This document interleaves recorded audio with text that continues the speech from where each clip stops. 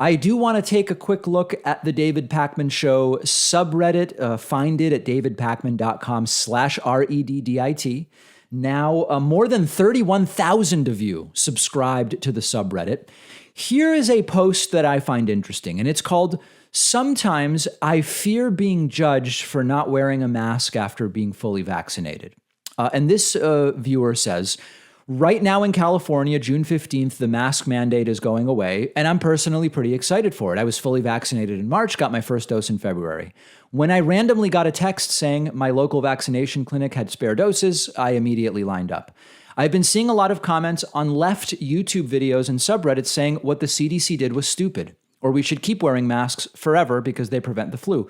And that kind of worries me. Not that I'm judging anyone for continuing to wear a mask, but that people might decide to yell at me or judge me for not wearing one at a grocery store without a mandate once the California mask mandate is gone.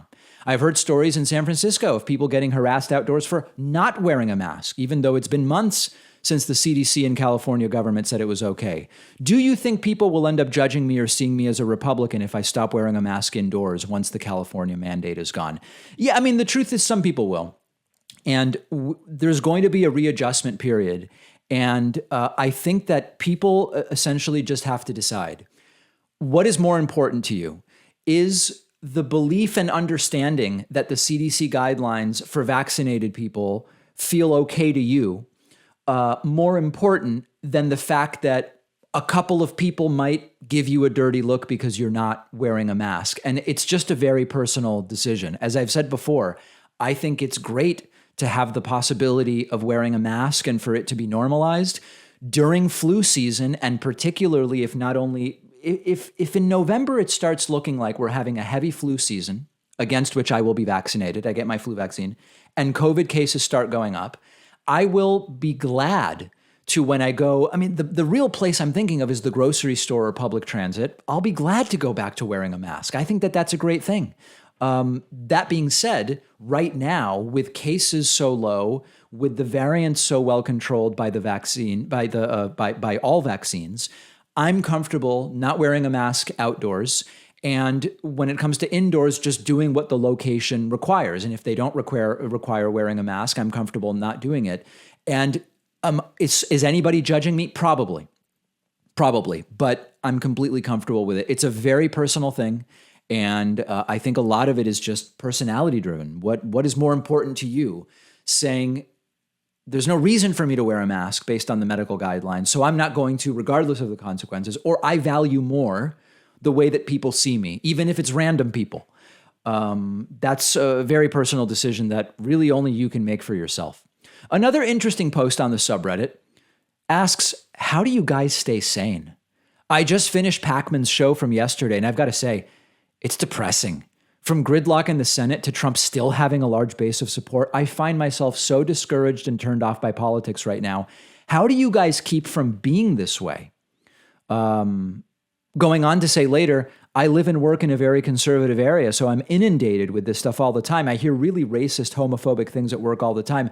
How do my fellow liberals in conservative areas cope? The latter part I can't answer, but I think it is really healthy to check out from the news for a few days every single week. When I'm done producing the Friday show, I do not pay attention to the news unless something major happens or unless I stumble across something because I turn the TV on or look at Facebook. I am checking out of news for almost 3 days every week. Okay, that's like almost half the week in a sense. I think it's imperative.